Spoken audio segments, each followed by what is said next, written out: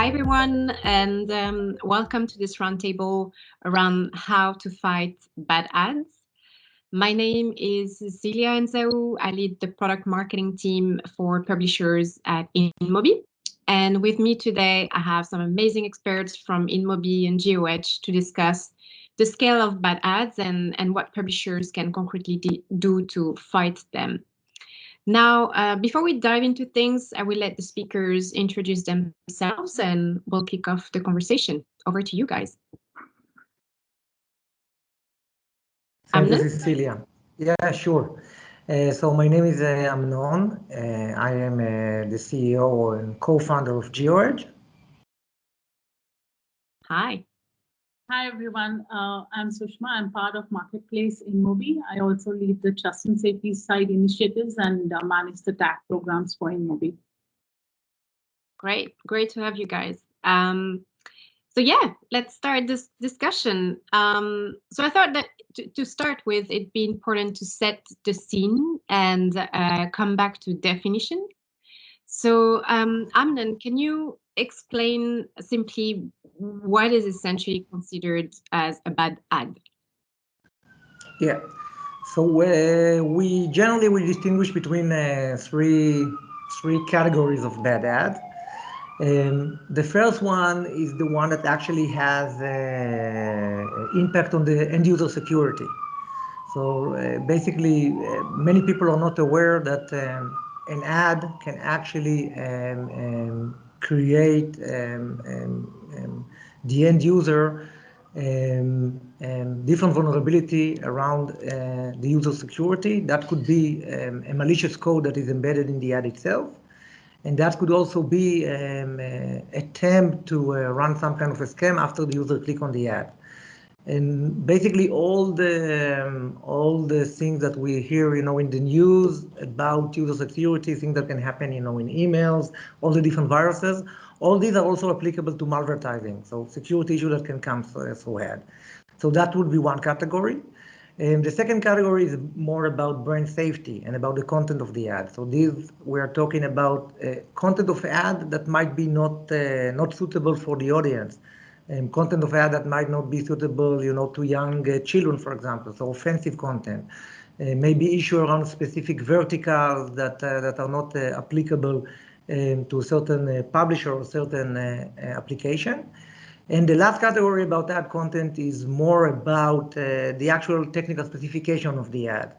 So maybe the ad is broken, maybe there is an autoplay sound, maybe there are some behavior in the ad that can create basically a bad experience to the end user. Get it. The three types of bad ad mainly that you said. So malicious, to resume malicious ads, ads with poor quality, and ads that are deemed offensive. So it's in the name itself, but curious to hear from your perspective, why are bad ads problematic? I know it's in the name, but why should publishers devote time and resources to fighting bad ads? Right. So we can look at it from different prism. Okay, we can look at it from from a long-term branding strategy. So essentially, when we think about the publisher, when we think about an application owner, we believe that they have a long-term strategy, and essentially they're trying to create some kind of a relationship between them and their audience. And ads are integral part of this experience. And if you are also put a lot of emphasis on the content on your website, on the editorial quality, from the user perspective, they see the ad as an integral part of that experience. And if they have essentially bad ad, that will, in the long run, will actually harm your branding. So branding strategy, how you're being perceived by the user. So that will be one big factor. The second is about monetization. So very straightforward. Bad ads can create churn. Bad ad can have a bad impact on the user. Bad ad can lead to bad review in the App Store. and there are basically many correlation between the quality of the ad and the actual revenue generation of the publisher. And some of them are very obvious. So, back in the days, about 2 years ago, auto redirect was a big issue, right? So it's very easy to understand that if a user is being redirected out of your publisher or out of the app, essentially there is a good chance that they will not come back, and the overall revenue they're making from that session, from that revenue, is being jeopardized. And another very big factor is about regulation and about other partners you're working with, right? So you can talk about regulation that related, to a specific vertical, right? CBD, marijuana, that's a great example. Today there are states in the US that are not allowed to see this kind of ad. Very similar also gambling. You can talk about regulation about privacy. So if ads actually, behind the scene, jeopardize your privacy policy, you might have as a publisher exposure to to a GDPR or CCPA regulation, and also about other advertisers. So some advertisers don't only want to be displayed right in content that's appropriate to them, and if a premium brand ad will be delivered next to an offensive ad, for example, then that again, can jeopardize the relationship between the publisher and the advertiser partner that they're working with. Gotcha. I like the trust as well that you said about building the trust from the publisher side with their audiences being very important to that.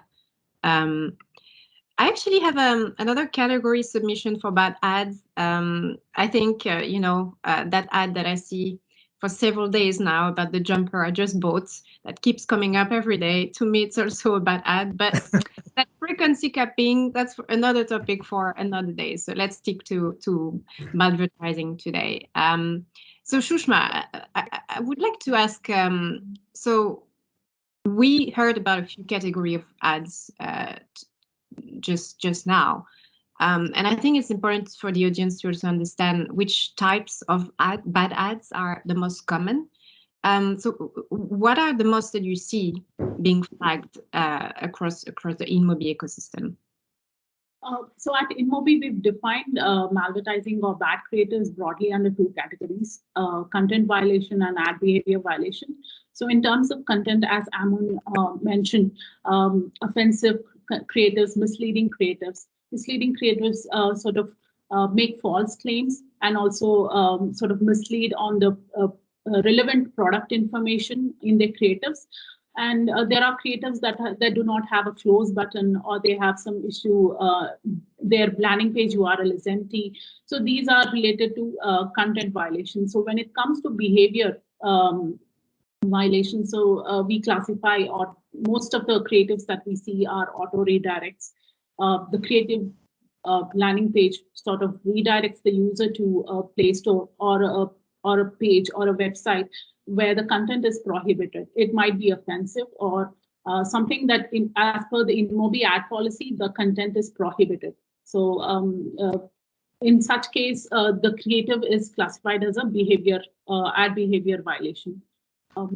And the majority of the creatives that we see at InMobi belong to a low severity category.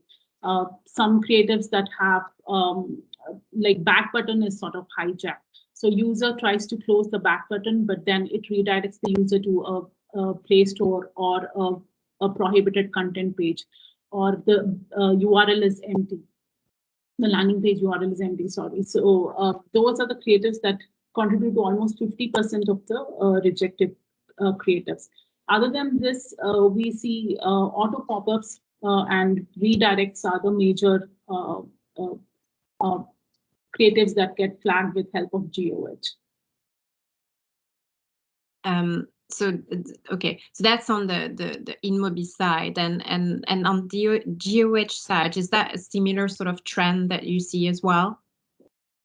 Yes. So first of all, I think with InMobi, as we saw, that they were so committed, in actually implementing more and more strict ad quality policies.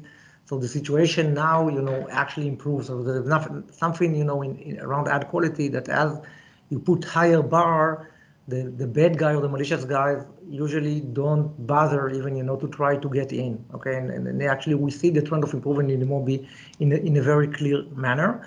I totally agree with all the things that were said. One of the things that we are seeing more often this year is the combination of misleading and malvertising. So if you want, the border between cybersecurity and content is becoming a bit blurry. Today, we see that many of the scammers are basically, they have two pillars for the attack. One is how I can convince the user to make an interaction. Interaction could be a misleading, interaction could be a clickbait, interaction could be there is a prize, whatever, just to give the user some kind of incentive to actually go through and clicking on the ad. And then when they get to the landing page, then you will actually see the scam. It could be a text scam, it could be some sort of a phishing scam. It could also be things like infringement of other brands. Okay, so I'm selling some fake goods of a certain brand. So how I can bring users to this store and then making money by selling them some fake good. And essentially, we need to think about, the programmatic ecosystem is a very appealing ecosystem for bad guys.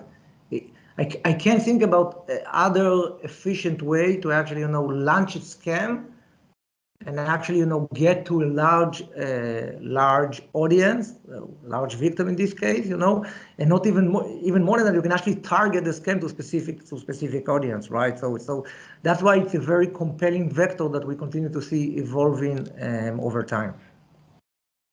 Right. Sorry, go ahead, Shushma.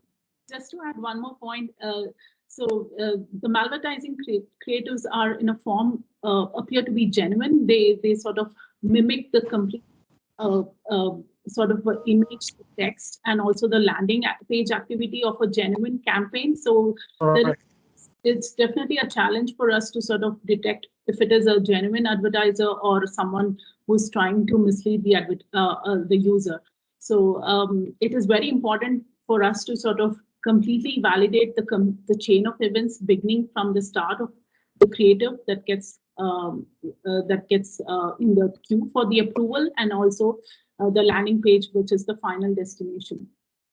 Right, and if I may, I don't know if you have time, but this become more and more challenging because many times when you actually audit the creative, in the first time, they will show you a different content. So it might in the initial phase, the auditing might pass because everything looks okay, and then a few days after, then they change something, and then you actually you see the malicious content. Yeah, so it is definitely a key trend here that malvertising is becoming more and more challenging to detect as they are getting more and more clever in the look and feel as well.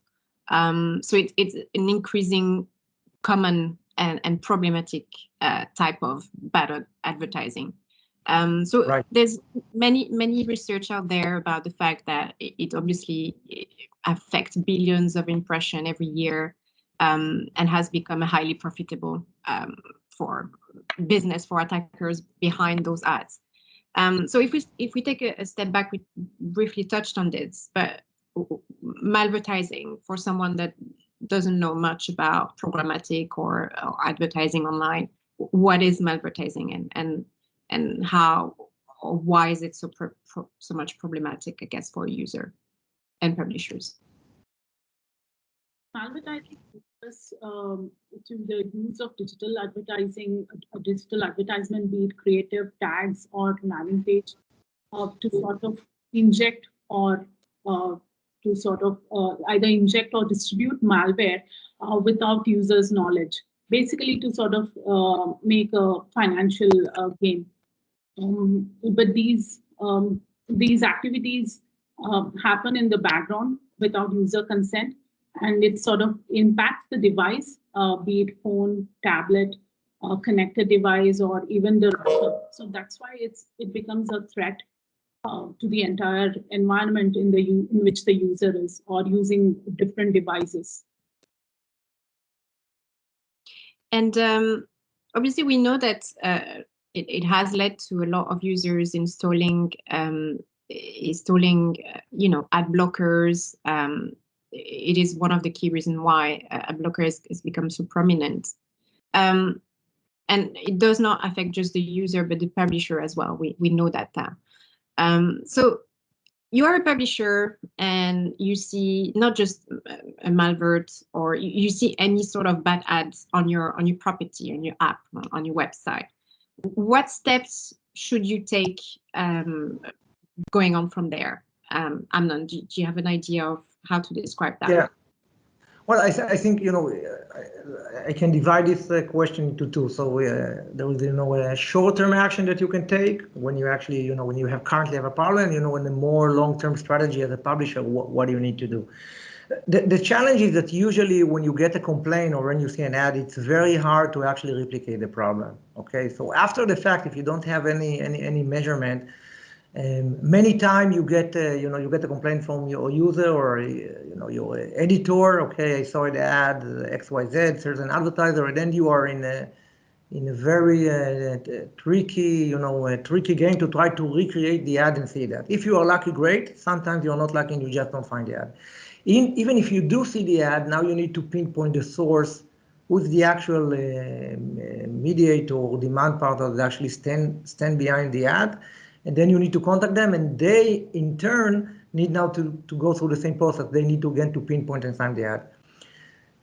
This will take, if you have a lot of technical data and technical know-how, that might take, a day, and many times it can take more than that, and often, essentially, you don't have a solution. You just, okay, you don't get any complaint, and you are happy, right? So from our experience, and sometimes we do get the call, okay, we had a bad ad, help us to find it. It's quite hard, right? It's unfortunately there aren't any magics. Although there are, sometimes there are tools that user can actually report the ad, and then you have more information, but it's not always available. If you're talking more long term, so we have, we have a saying here in GeoEdge that we say ad quality is a choice, because essentially, it's a business choice. You cherry pick the partners you decide to work with.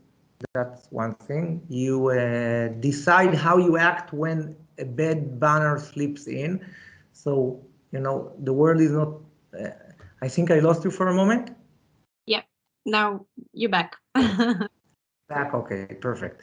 So you need to cherry pick your partner.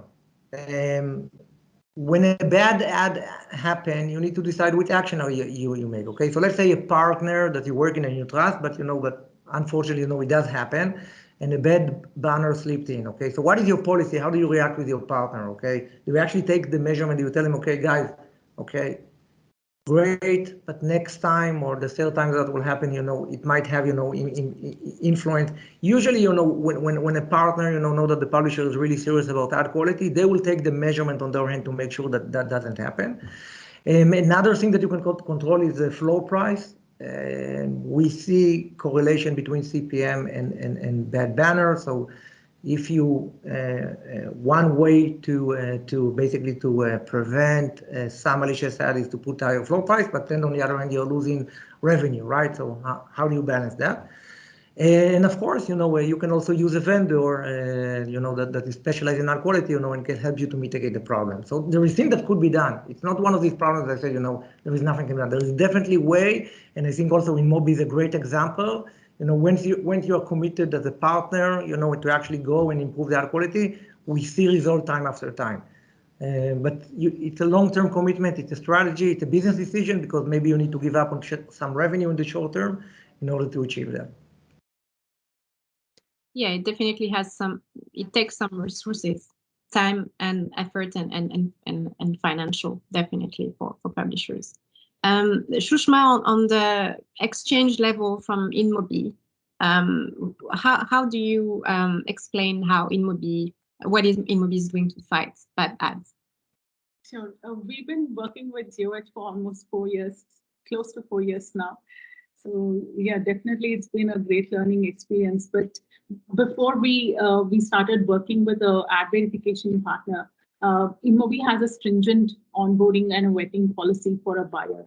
A buyer is expected to provide a valid and valid account information, and if it is not sort of verified by our process, by our in-house checks, then the account gets suspended immediately. So that is one of the reasons we make sure that the advertiser that is onboarded is genuine and is not using some stolen cards as a payment, as a mode of payment. This is being the simplest form of check.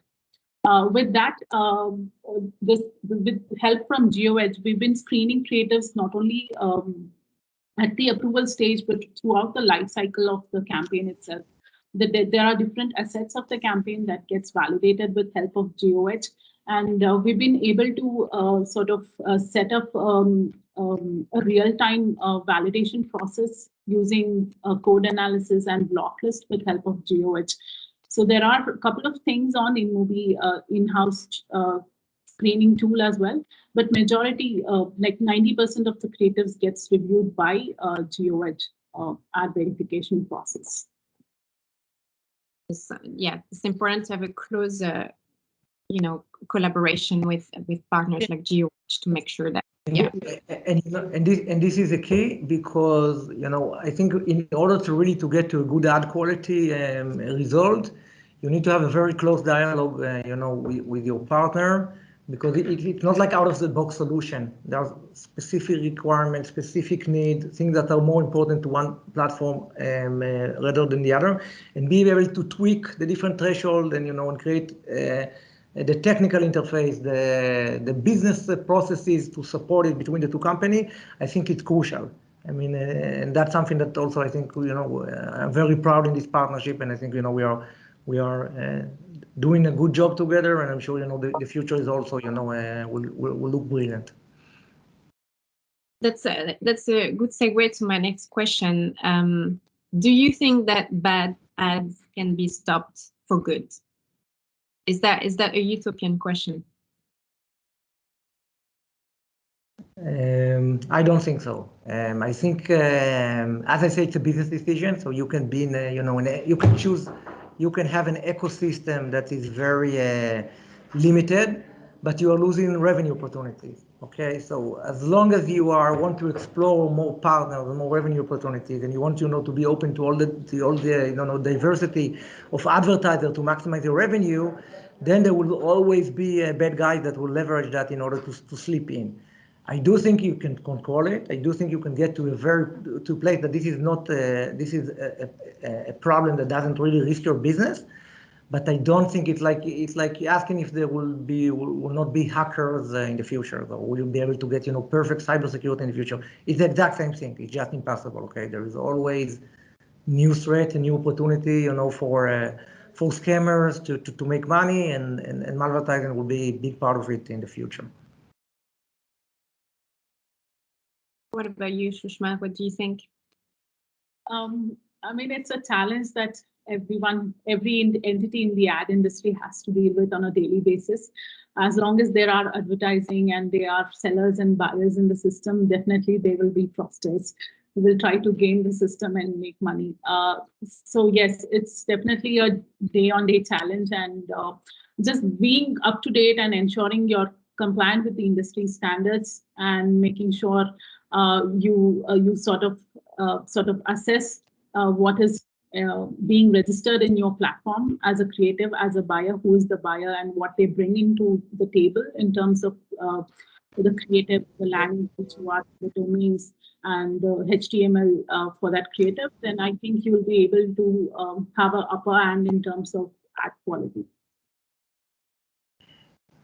Definitely. And so if we think about the ecosystem, do you think that the ecosystem is doing enough? Do you think the industry can come even closer together to combat bad ads?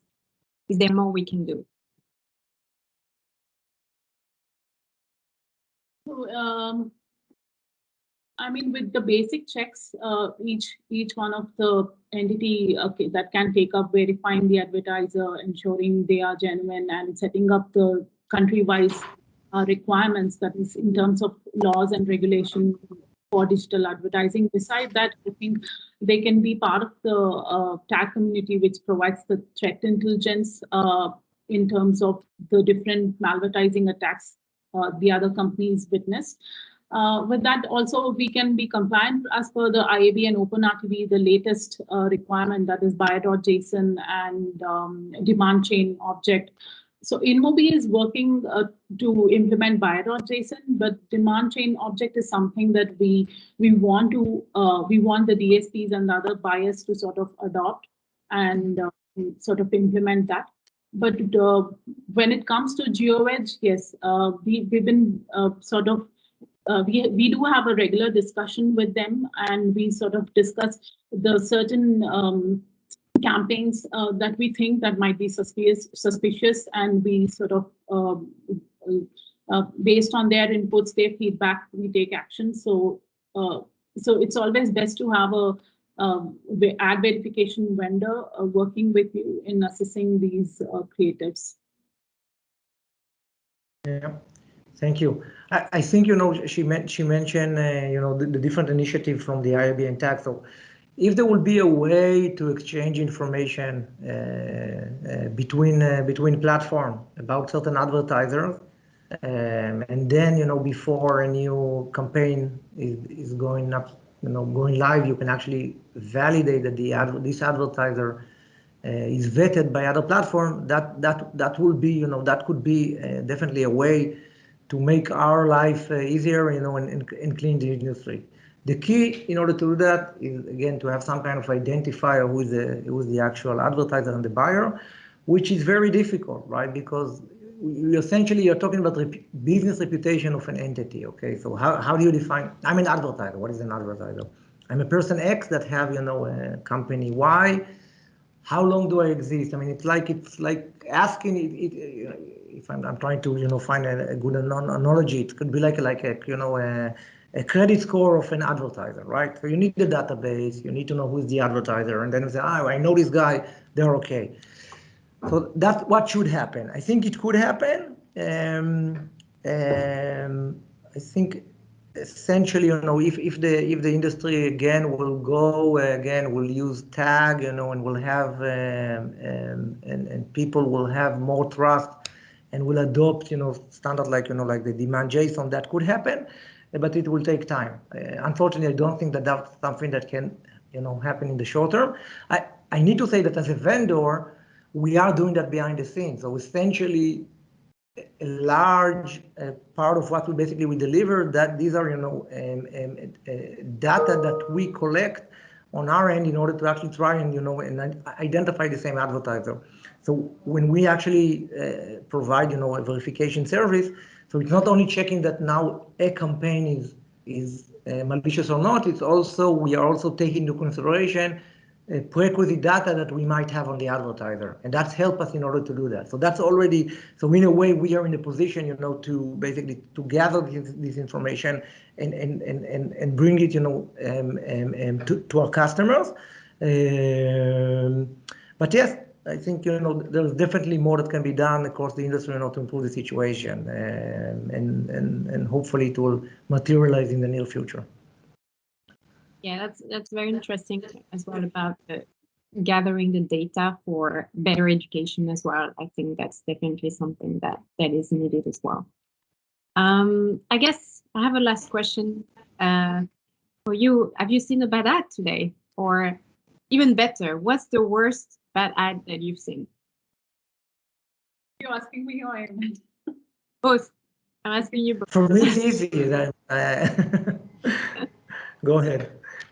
Yeah, so bad ad is the latest one. What we've seen, or we received complaint, is about inconsistency in the ad behavior. So the campaign targeting is of multiple countries, but then in certain countries the ad has rendered properly, but in specific country it has led the user to an explicit content page. So that was the latest complaint that we received.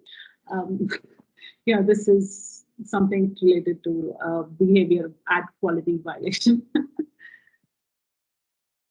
What about you, Amnon? So I have something that's a bit more technical. I don't know, with so I mean, from a content perspective, we saw it all. I mean, so you can, we saw like whatever you can imagine. So Think about a porn site inside, you know, a tier 1 publisher, and you can take it from there. A few months ago, we saw an IoT attack on an ad. So this is an ad that behind the scene, which was rendered on a mobile device, on a web device. And behind the scene, this ad actually scanned the network of the user, the secure network of the user, the Wi-Fi, and they were looking for a certain specific streaming device, and were able to actually hijack the device and inject a malicious software to that device. And that's like a new attack vector. So I mean, maybe from a content perspective, the user was not even aware, but the ability now that an ad, think about even an enterprise, that you are sitting in your secure environment, and now a malicious ad can actually jeopardize the security of the perimeter of the actual enterprise of the secure network. That's a new frontier of actually of malicious attack. So again, from a technical perspective, you know, that's something that was the first time that we actually saw such a wide IoT attack happening, you know, through malware. That happened recently. It happened a few months ago, like two months ago. We actually, you know, we had a publication about it a few months ago. Wow, that's definitely showing that attackers are always pushing the frontiers, like you said, between cybersecurity, advertising, and it's definitely showing that the industry, you know, needs to always be learning about this essentially. Yeah, well, that's conclusion to this discussion. Thank you so much both for joining this roundtable today. Very glad to have moderated the panel. So to follow up on these key takeaways that we had from today, we have actually a joint book between InMobi and GeoEdge coming soon, including everything that we discussed today and key trends on bad ads. So for more details, and have a lovely day ahead. Thank you. Thank you. Thank you, Amnon.